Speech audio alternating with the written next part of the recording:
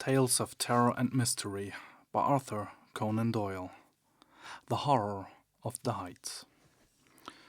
The idea that the extraordinary narrative, which has been called the Joyce Armstrong fragment, is an elaborate, practical joke evolved by some unknown person, cursed by a perverted and sinister sense of humor, has now been abandoned by all who have examined the matter.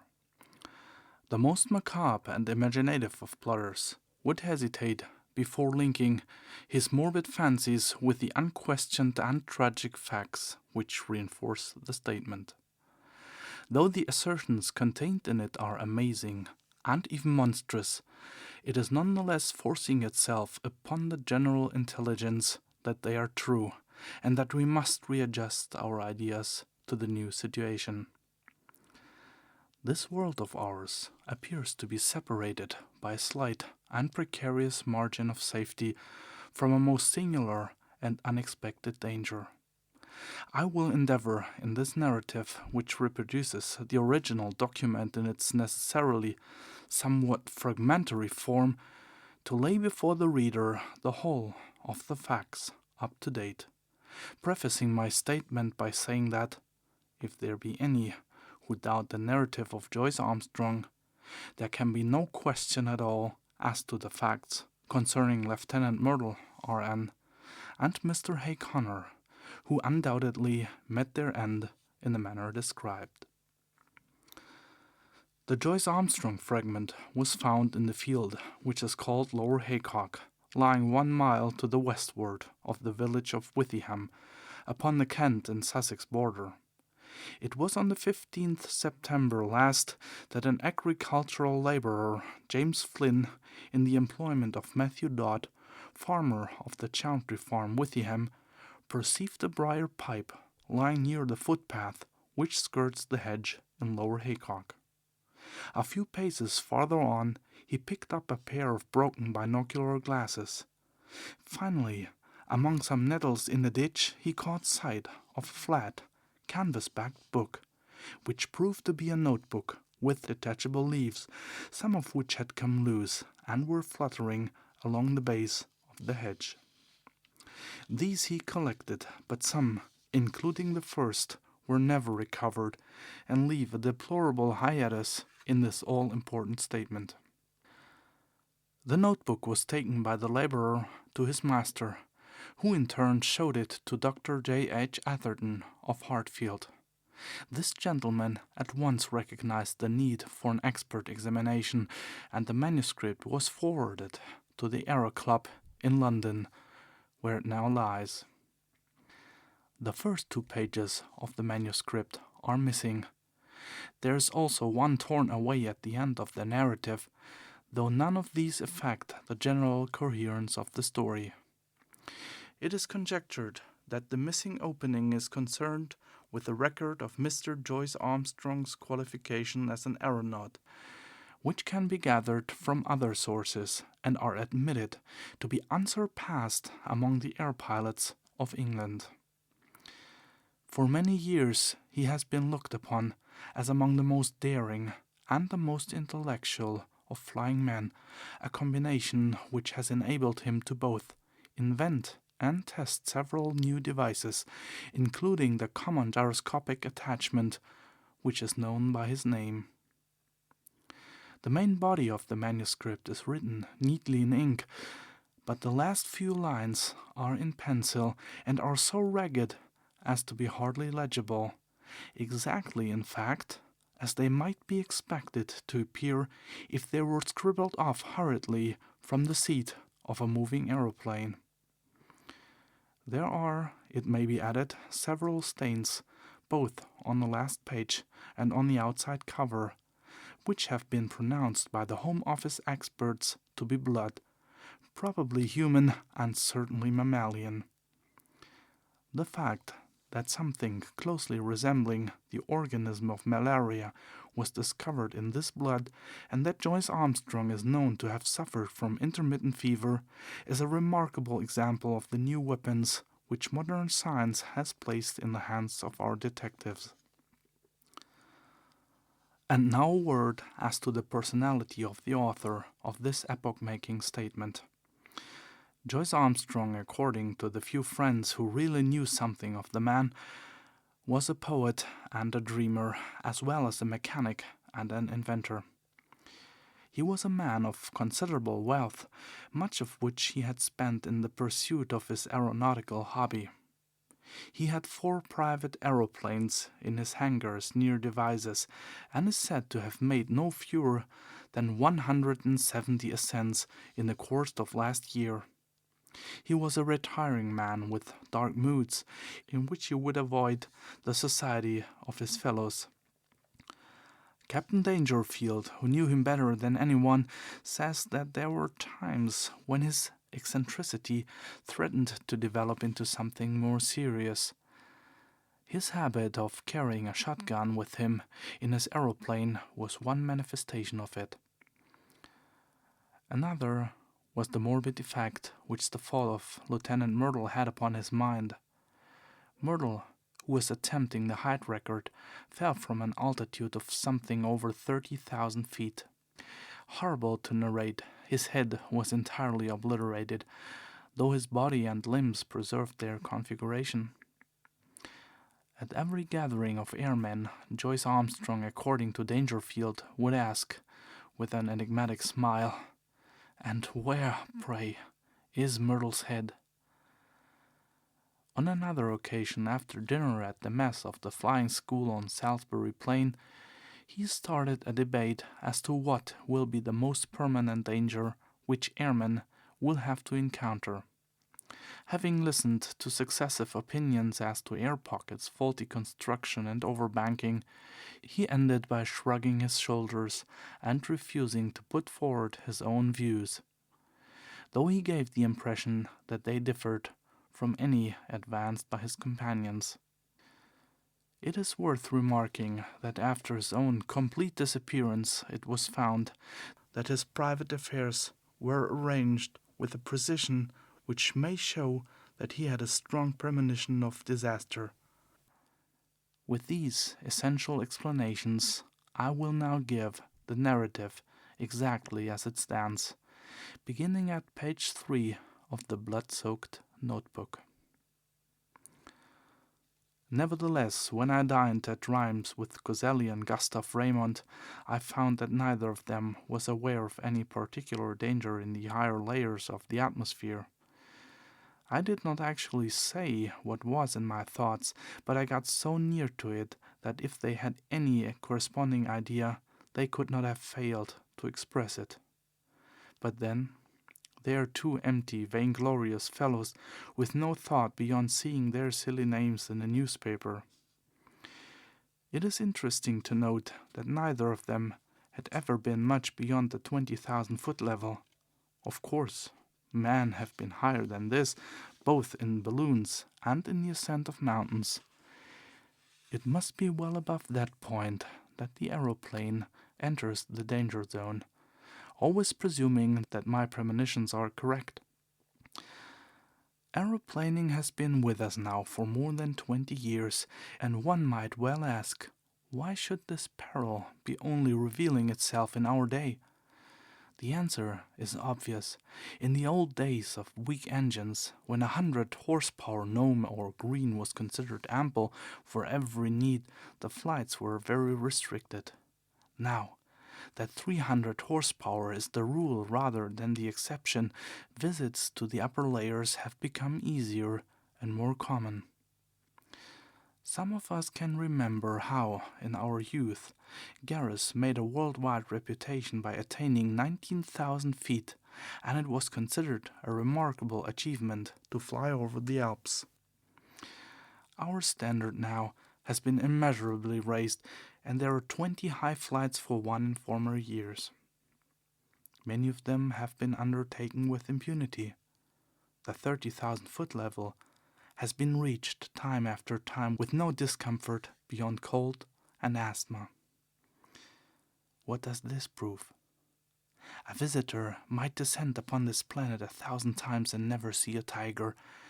Yet tigers exist, and if he chanced to come down into a jungle, he might be devoured. there are jungles of the upper air, and there are worse things than tigers which inhabit them. I believe in time they will map these jungles accurately out. Even at the present moment I could name two of them. One of them lies over the Pierre-Bourritz district of France. Another is just over my head as I write here in my house in Wiltshire.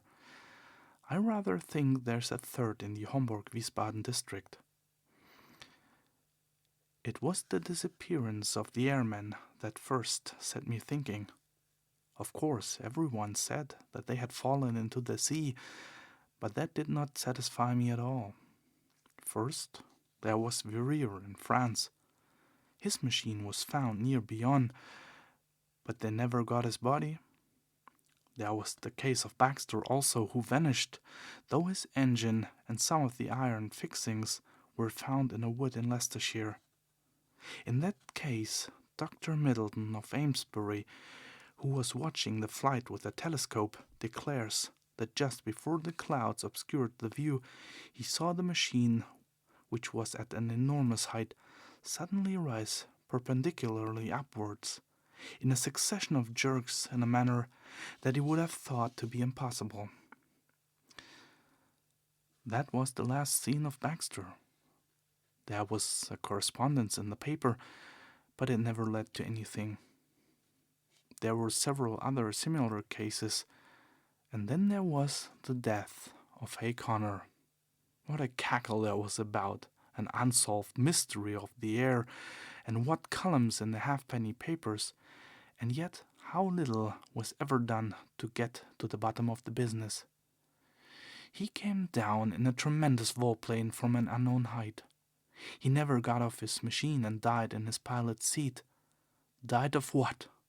Heart disease, said the doctors. Rubbish. Hay Connor's heart was as sound as mine is. What did Venables say? Venables was the only man who was at his side when he died. He said that he was shivering and looked like a man who had been badly scared. Died of fright, said Venables, but could not imagine what he was frightened about. Only said one word to Venables, which sounded like monstrous. They could make nothing of that at the inquest, but I could make something of it. Monsters. That was the last word of poor Harry Hay Connor, and he did die of fright, just as Venables thought.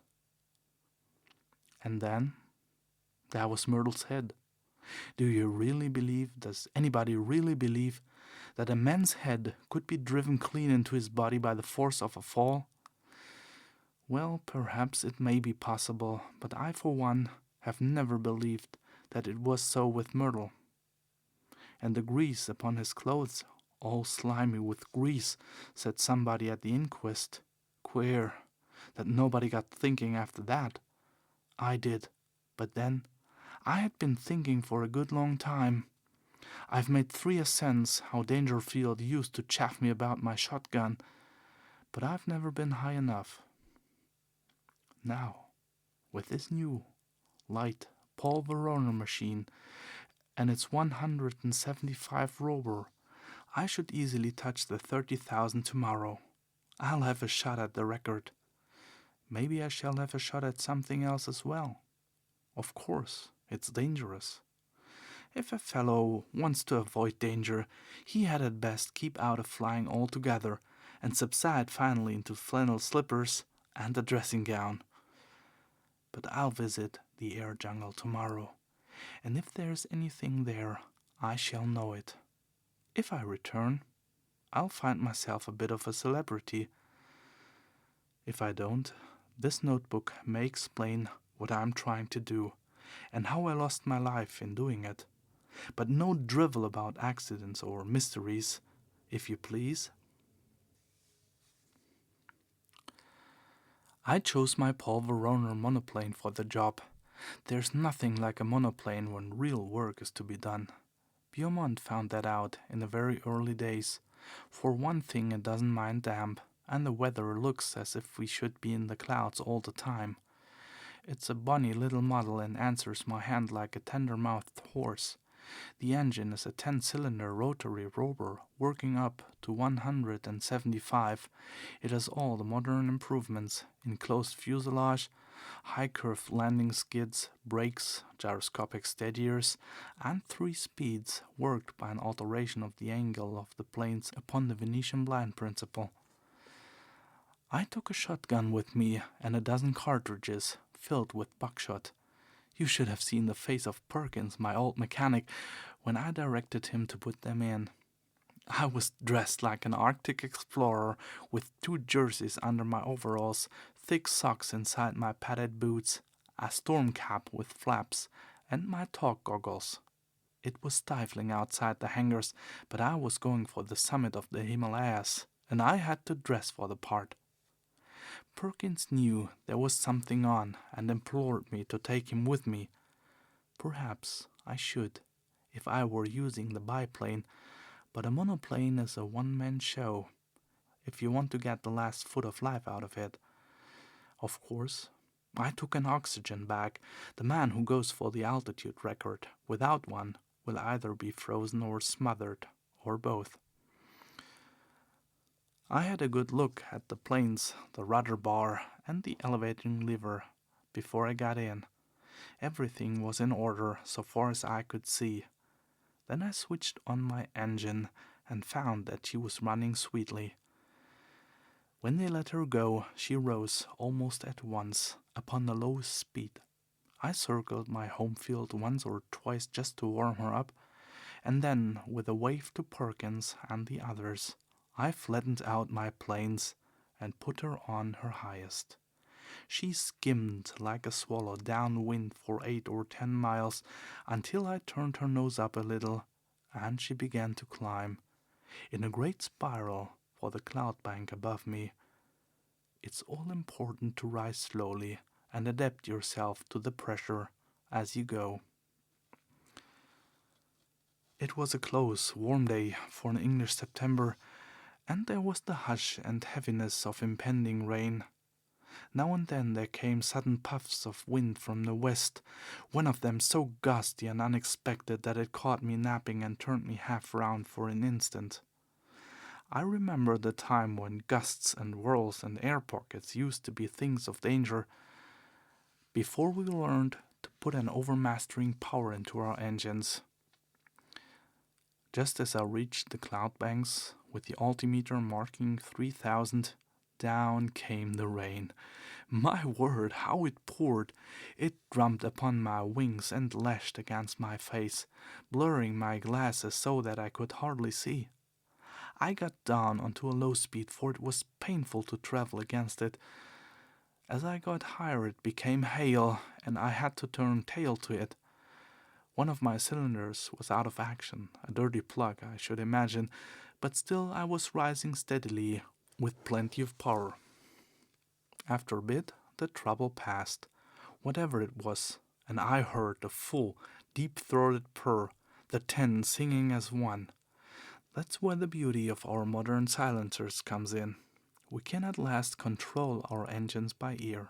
How they squeal and squeak and sob when they are in trouble. All those cries for help were wasted in the old days, when every sound was swallowed up by the monstrous racket of the machine. If only the early aviators could come back to see the beauty and perfection of the mechanism which have been bought at the costs of their lives. About 9:30, I was nearing the clouds. Down below me, all blurred and shadowed with rain, lay the vast expanse of Salisbury Plain. Half a dozen flying machines were doing hackwork at the 1,000-foot level, looking like little black swallows against the green background. I dare say they were wondering what I was doing up in Cloudland. Suddenly a grey curtain drew across beneath me, and the wet folds of vapors were swirling round my face. It was clammily cold and miserable, but I was above the hailstorm, and that was something gained. The cloud was as dark and thick as a London fog. In my anxiety to get clear, I cocked her nose up until the automatic alarm bell rang, and I actually began to slide backwards. My sopped and dripping wings had made me heavier than I thought, but presently I was in lighter cloud, and soon had cleared the first layer. There was a second, opal-colored and fleecy, at a great height above my head, a white, unbroken ceiling above, and a dark, unbroken floor below, with a monoplane laboring upwards upon a vast spiral between them. It is deadly lonely in these cloud spaces. Once a great flight of some small water birds went past me, flying very fast to the westwards. The quick whir of their wings and their musical cry were cheery to my ear.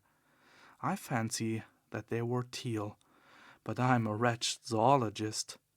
Now that we humans have become birds, we must really learn to know our brethren by sight. The wind down beneath me whirled and swayed the broad cloud plain. Once a great eddy formed in it, a whirlpool of vapor, and through it, as down a funnel, I caught sight of the distant world. A large white biplane was passing at a vast depth beneath me. I fancy it was the morning mail service betwixt Bristol and London. Then the drift swirled inwards again, and the great solitude was unbroken. Just after 10 I touched the lower edge of the upper cloud stratum. It consisted of fine diaphanous vapor drifting swiftly from the westwards. The wind had been steadily rising all this time, and it was now blowing a sharp breeze, 28 an hour by my gauge. Already it was very cold, though my altimeter only marked 9,000. The engines were working beautifully, and we went droning steadily upwards. The cloud bank was thicker than I had expected, but at last it thinned out into a golden mist before me, and then, in an instant, I had shot out from it, and there was an unclouded sky, and a brilliant sun above my head, all blue and gold above, all shining silver below, one vast glimmering plain as far as my eyes could reach. It was 10:15 o'clock, and the barograph needle pointed to 12,800. Up I went, up, my ears concentrated upon the deep purring of the motor, my eyes busy always with the watch, the revolution indicator, the petrol lever, and the oil pump. No wonder aviators are said to be a fearless race. With so many things to think of, there's no time to trouble about oneself. About this time I noted how unreliable is the compass when above a certain height from Earth. At 15,000 feet mine was pointing east and the point south. The sun and the wind gave me my true bearings. I had hoped to reach an eternal stillness in these high altitudes, but with every 1,000 feet of ascent the gale grew stronger. My machine groaned and trembled in every joint and rivet as she faced it, and swept away like a sheet of paper when I banked her on the turn, skimming down wind at a greater pace perhaps than ever mortal man has moved. Yet I had always to turn again and tack up in the wind's eye, for it was not merely a height record that I was after. By all my calculations, it was above Little Wiltshire that my air jungle lay, and all my labor might be lost if I struck the outer layers at some farther point. When I reached the 19,000-foot level, which was about midday, the wind was so severe that I looked with some anxiety to the stays of my wings, expecting momentarily to see them snap or slacken. I even cast loose the parachute behind me and fastened its hook into the ring of my leathern belt, so as to be ready for the worst. Now was the time when a bit of scamped work by the mechanic is paid for by the life of the aeronaut. But she held together bravely. Every cord and strut was humming and vibrating like so many harp strings, but it was glorious to see how, for all the beating and the buffeting, she was still the conqueror of nature and the mistress of the sky. There is surely something divine in man himself, that he should rise so superior to the limitations which creation seemed to impose, rise too by such unselfish heroic devotion as this air conquest has shown. Talk of human degeneration, when such a story as this been written in the annals of our race? These were my thoughts in my head as I climbed that monstrous inclined plane, with the wind sometimes beating in my face and sometimes whistling behind my ears, while the cloudland beneath me fell away to such distance that the folds and hummocks of silver had all smoothed out into one flat, shining plain. But suddenly I had a horrible and unprecedented experience. I have known before what it is to be in what our neighbors have called a tourbillon, but never on such a scale as this. That huge, sweeping river of wind of which I have spoken had, as it appears, whirlpools within it, which were as monstrous as itself. Without a moment's warning, I was dragged suddenly into the heart of one. I spun round for a minute or two with such velocity that I almost lost my senses, and then fell suddenly, left wing foremost, down the vacuum funnel in the center. I dropped like a stone, and lost nearly 1,000 feet. It was only my belt that kept me in my seat, and the shock and breathlessness left me hanging half insensible over the side of the fuselage. But I am always capable of a supreme effort. It is my one great merit as an aviator. I was conscious that the descent was slower. The whirlpool was a cone rather than a funnel, and I had come to the apex. With a terrific wrench, throwing my weight all to one side, I leveled my planes and brought her head away from the wind. In an instant I had shot out of the eddies and was skimming down the sky. Then, shaken but victorious, I turned her nose up and began once more my steady grind on the upward spiral. I took a large sweep to avoid the danger spot of the whirlpool, and soon I was safely above it. Just after 1 o'clock, I was 21,000 feet above the sea level. To my great joy, I had topped the gale, and with every 100 feet of ascent, the air grew stiller. On the other hand, it was very cold, and I was conscious of that peculiar nausea which goes with rarefaction of the air. For the first time I unscrewed the mouth of my oxygen bag and took an occasional whiff of that glorious gas. I could feel it running like a cordial through my veins, and I was exhilarated almost to the point of drunkenness. I shouted and sang as I soared upwards into the cold, still outer world. It was very clear to me that the insensibility which came upon Glacier and, in a lesser degree, upon Coxwell when in 1862 they ascended in a balloon to the height of 30,000 feet, was due to the extreme speed with which a perpendicular ascent is made. Doing it at an easy gradient and accustoming oneself to the lessened barometric pressure by slow degrees, there are no such dreadful symptoms. At the same great height I found that even without my oxygen inhaler I could breathe without undue distress. It was bitterly cold, however, and my thermometer was at 0 Fahrenheit. At 1:30 I was nearly 7 miles above the surface of the earth, and still ascending steadily. I found, however, that the rarefied air was giving markedly less support to my planes, and that the angle of ascent had to be considerably lowered in consequence. It was already clear that even with my light weight and strong engine power, there was a point in front of me where I should be held. To make matters worse, one of my sparking plugs was in trouble again, and there was intermittent misfiring in the engine. My heart was heavy with the fear of failure. It was about that time that I had a most extraordinary experience. Something whizzed past me in a trail of smoke and exploded with a loud hissing sound, sending forth a cloud of steam. For the instant, I could not imagine what had happened.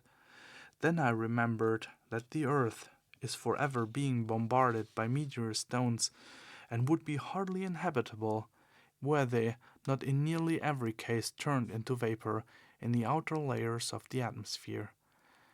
Here is a new danger for the high-altitude man, for 2 others passed me when I was nearing the 40,000-foot mark. I cannot doubt that at the edge of the Earth's envelope the risk would be a very real one. My barograph needle marked 41,300 when I became aware that I could go no farther. Physically, the strain was not as yet greater than I could bear, but my machine had reached its limit. The attenuated air gave no firm support to the wings, and the least tilt developed into side-slip, while she seemed sluggish on her controls. Possibly, had the engine been at its best, another 1,000 feet might have been within our capacity, but it was still misfiring, and 2 out of 10 cylinders appeared to be out of action. If I had not already reached the zone for which I was searching, then I should never see it upon this journey. But was it not possible that I had attained it? Soaring in circles like a monstrous hawk upon the 40,000-foot level, I let the monoplane guide herself, and with my Mannheim glass I made a careful observation of my surroundings. The heavens were perfectly clear. There was no indication of those dangers which I had imagined. I have said that I was soaring in circles. It struck me suddenly that I would do well to take a wider sweep and open up a new air tract. If the hunter entered an earth jungle, he would drive through it if he wished to find his game. My reasoning had led me to believe that the air jungle which I had imagined lay somewhere over Wiltshire. This should be to the south and west of me. I took my bearings from the sun, for the compass was hopeless, and no trace of earth was to be seen. Nothing but the distant silver cloud plain. However, I got my direction as best I might and kept her head straight to the mark. I reckoned that my petrol supply would not last for more than another hour or so, but I could afford to use it to the last drop, since a single magnificent volplane could at any time take me to the earth. Suddenly, I was aware of something new. The air in front of me had lost its crystal clearness. It was full of long, ragged wisps of something which I can only compare to very fine cigarette smoke. It hung about in wreaths and coils, turning and twisting slowly in the sunlight. As the monoplane shot through it, I was aware of a faint taste of oil upon my lips, and there was a greasy scum upon the woodwork of the machine. Some infinitely fine organic matter appeared to be suspended in the atmosphere. There was no life there. It was inchoate and diffuse, extending for many square acres and then fringing off into the void. No, it was not life. But might it not be the remains of life? Above all, might it not be the food of life, of monstrous life, even as the humble grease of the ocean is the food for the mighty whale? The thought was in my mind when my eyes looked upwards, and I saw the most wonderful vision that ever man has seen. Can I hope to convey it to you even as I saw it myself last Thursday? Conceive a jellyfish such as sails in our summer seas, bell-shaped and of enormous size, far larger, I should judge, than the dome of St. Paul's. It was of a light pink color, veined with a delicate green, but the whole huge fabric so tenuous that it was but a fairy outline against the dark blue sky. It pulsated with a delicate and regular rhythm. From it there depended two long drooping green tentacles which swayed slowly backwards and forwards. This gorgeous vision passed gently with noiseless dignity over my head, as light and fragile as a soap bubble, and drifted upon its stately way. I had half turned my monoplane that I might look after this beautiful creature when, in a moment, I find myself amidst a perfect fleet of them, of all sizes, but none so large as the first. Some were quite small, but the majority about as big as an average balloon, and much with the same curvature at the top. There was in them a delicacy of texture and coloring which reminded me of the finest Venetian glass. Pale shades of pink and green were the prevailing tints, but all had a lovely iridescence, where the sun shimmered through their dainty forms. Some hundreds of them drifted past me, a wonderful fairy squadron of strange unknown argosies of the sky, creatures whose forms and substance were so attuned to these pure heights that one could not conceive anything so delicate within actual sight or sound of earth. But soon my attention was drawn to a new phenomenon, the serpents of the outer air. These were long, thin, fantastic coils of vapor-like material, which turned and twisted with great speed, flying round and round at such a pace that the eyes could hardly follow them. Some of these ghost-like creatures were 20 or 30 feet long, but it was difficult to tell their girth, for their outline was so hazy that it seemed to fade away into the air around them. These air snakes were of a very light gray or smoke color, with some darker lines within, which gave the impression of a definite organism. One of them whisked past my very face, and I was conscious of a cold, clammy contact, but their composition was so unsubstantial that I could not connect them with any thought of physical danger, any more than the beautiful bell-like creatures which had preceded them. There was no more solidity in their frames than in a floating spume from a broken wave. But a more terrible experience was in store for me. Floating downwards from a great height, there came a purplish patch of vapor, small as I saw it first, but rapidly enlarging as it approached me until it appeared to be hundreds of square feet in size. Though fashioned of some transparent jelly-like substance, it was none the less of much more definite outline and solid consistence than anything which I had seen before. There were more traces, too, of a physical organization, especially two vast, shadowy, circular plates upon either side, which may have been eyes, and a perfectly solid white projection between them, which was as curved and cruel as the beak of a vulture. The whole aspect of this monster was formidable and threatening, and it kept changing its color from a very light mauve to a dark, angry purple, so thick that it cast a shadow as it drifted between my monoplane and the sun. On the upper curve of its huge body there were three great projections, which I can only describe as enormous bubbles, and I was convinced, as I looked at them, that they were charged with some extremely light gas, which served to buoy up the misshapen and semi-solid mass in the rarefied air.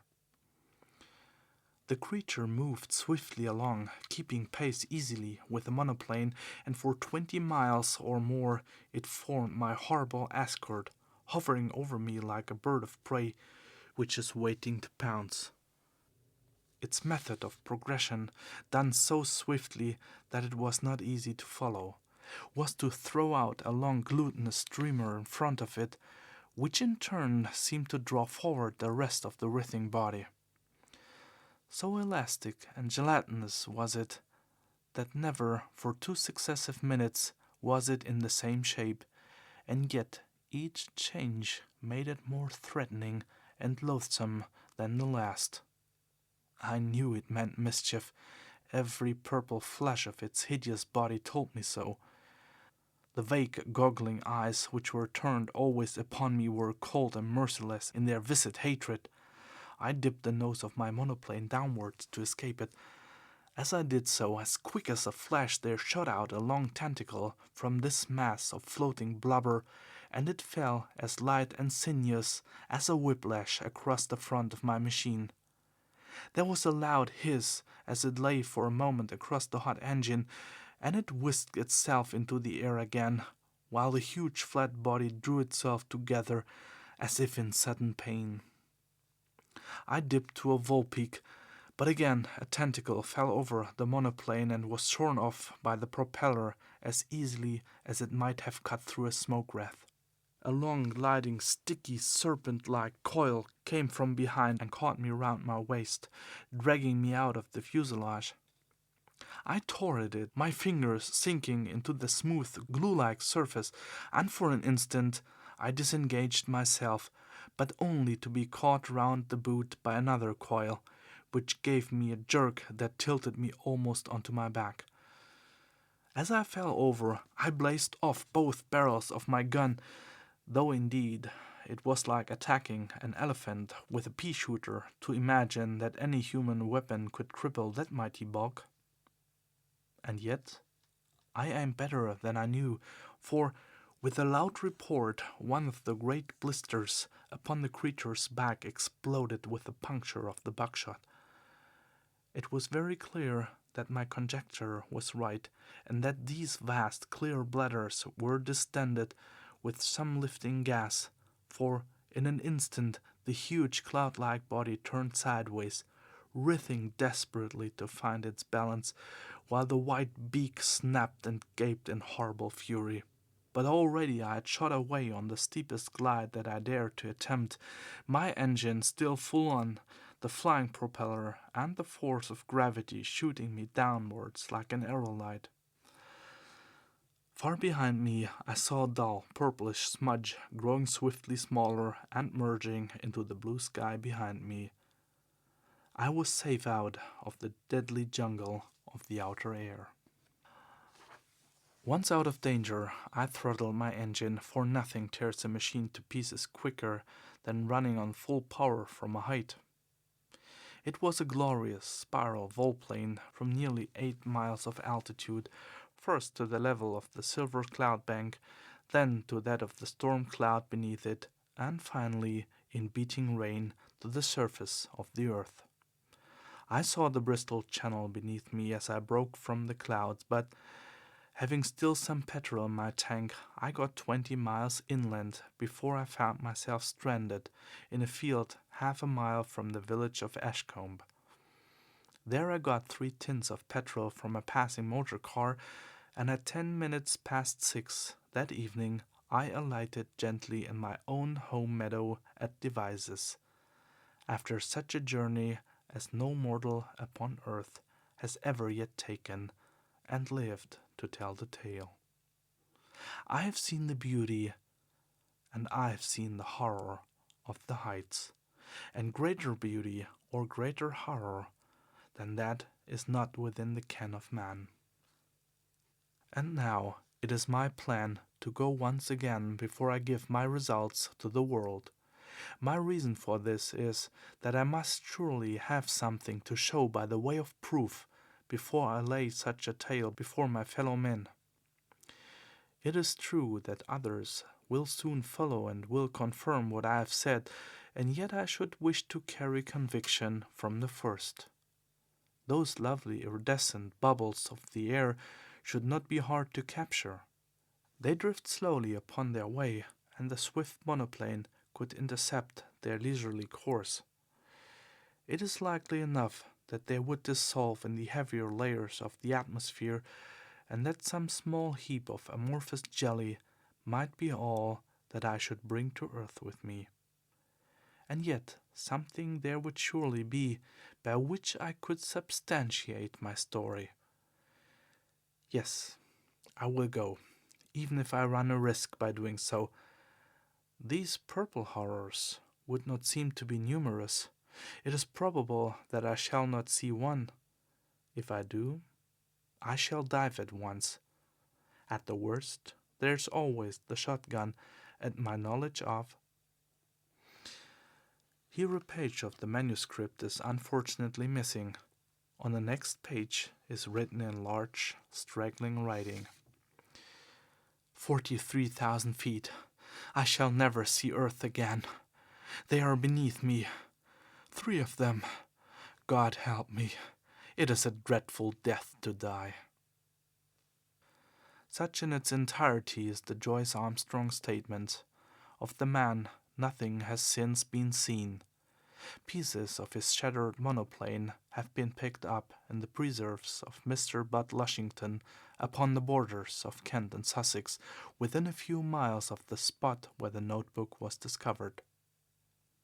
If the unfortunate aviator's theory is correct that this air jungle, as he called it, existed over the southwest of England, then it would seem that he had fled from it at full speed of his monoplane, but had been overtaken and devoured by these horrible creatures at some spot in the outer atmosphere above the place where the grim relics were found.